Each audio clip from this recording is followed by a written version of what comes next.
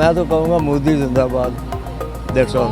इसकी वजह ये बताई जा रही है कि नरेंद्र मोदी अपने कंट्री को अपने इक़्तिदार में, अपने अदवार में उस जगह पर ले गया है जहां पर कोई तसव्वुर भी नहीं कर सकता था। मोदी का मैं फुल फॉर्म आपको बताना चाहता हूँ। अच्छा। Master of developing India. Islamophobia की सबसे खतरनाक और भयानक शक्ल इस वक्त भारत में देखी जा सकती है। आए रोज हम देखते हैं कि मुख्तलिफ बहानों से, हरकत से मुसलमानों को तज़हीक और तशद्दुद का निशाना बनाना अब मामूल बन चुका है। इसकी तारीफ कर दो। हमसे माजी में गलतियां हुई, हमसे गलतियां हुई, हमने दूसरों की जंगें लड़ी, हमने डॉलरों की खातिर सहूलतकारी की। जालिमों, मोदी आ रहा है। Modi is coming back. दुनिया के सबसे बड़े इलेक्शन अनाउंस हो चुके हैं।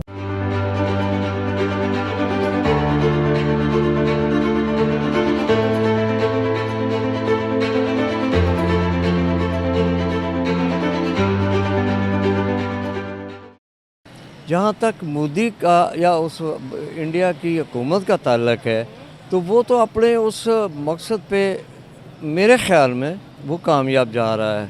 वहाँ उसने कोई एक ऑर्डिनेंस नहीं दिया, एक कोई बेशुमार किया, वहाँ हिंदुओं को बसाया। अगर ये कहें कि मोदी तो मुहब्बे वतन है, साफ लफ्ज़ों में कहना गलत नहीं होगा, ये गलत नहीं है, वो मुहब्बे वतन है। और कश्मीर में उसने जो एक कौम को देना था वो कौम को दे दिया। मोदी अपने वतन का मुहब्बे वतन लीडर है। उसने मनवाया, खा फ़ौज के ज़रिए मनवाया, खा किसी आर्डिनेंस के ज़रिए मनवाया या किसी कानून के ज़रिए मनवाया, उसने मनवाया। लेकिन जब आप पाकिस्तान की बात करते हैं तो पाकिस्तान तो एक बुज़दिल कौम है, हुक्मरान है। इनको तो अपने करप्शन में और बड़ा कुछ बनाने में लगे हुए हैं। यानी इंडिया ने कहा फ़ौज को छोड़े, ये आप डिलीट करेंगे, इंडिया को फ़ौज को छोड़े, फ़ौज प्रॉपर्टी डीलर बन चुकी है, तो प्रॉपर्टी डीलर ये भी काट देंगे आप। ये DHA जितने हैं ये सब बिक रहे हैं, नहीं बिके, अब वो बेच रहे हैं और वो बना रहा है।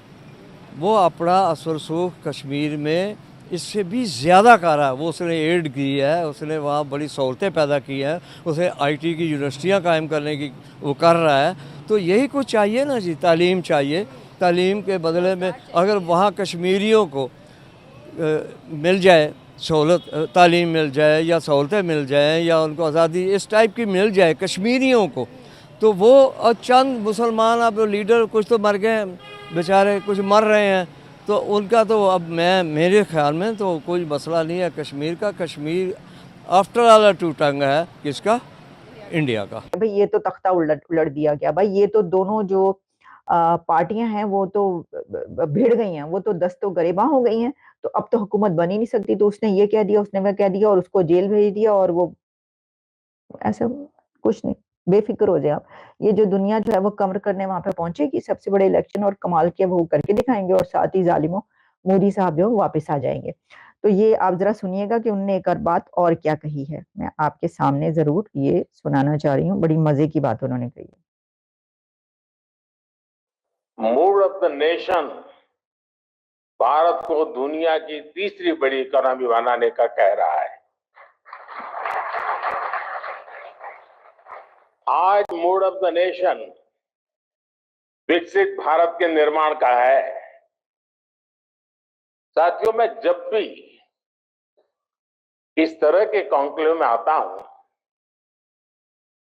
आप सभी की उम्मीद होती है कि खूब सारी हेडलाइंस देकर जाऊं,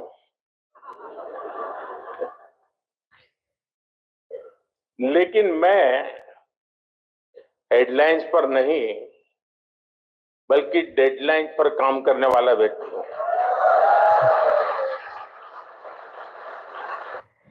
मैं हेडलाइंस पर नहीं, डेडलाइंस पर काम करने वाला व्यक्ति हूँ।